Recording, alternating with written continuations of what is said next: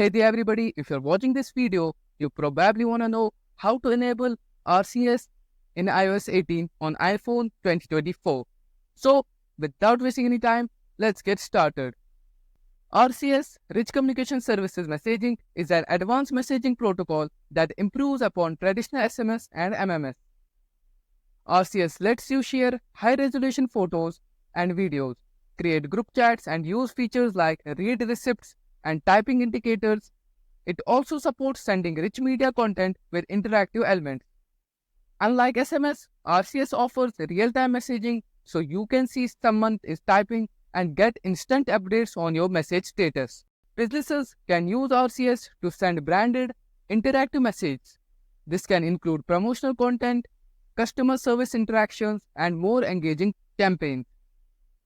RCS offers better security than SMS, with encrypted communication between your device and the carrier.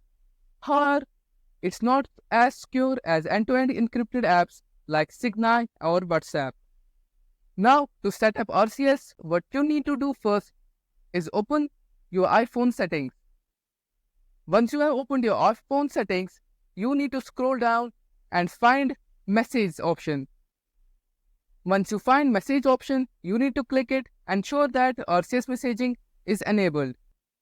On your Android device, you need to go to Android settings.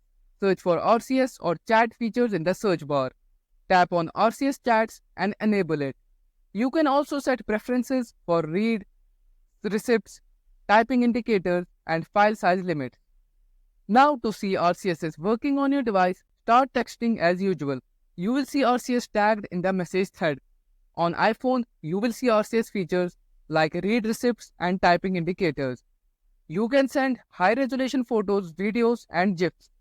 Message should display in high quality and provide feedback during sending. Group chats between iPhone and Android users should function smoothly. Both platforms will support high-resolution media and reactions. On iPhone, screen effects may not work as expected in RCS chats. And that's pretty much all about how you can enable RCS in iOS 18 on iPhone 2024. Well, I hope you liked this video. Thanks for watching. And don't forget to like the video, share the video, and subscribe to the channel for more tips and solutions. Till then, bye-bye, and I will see you in the next one.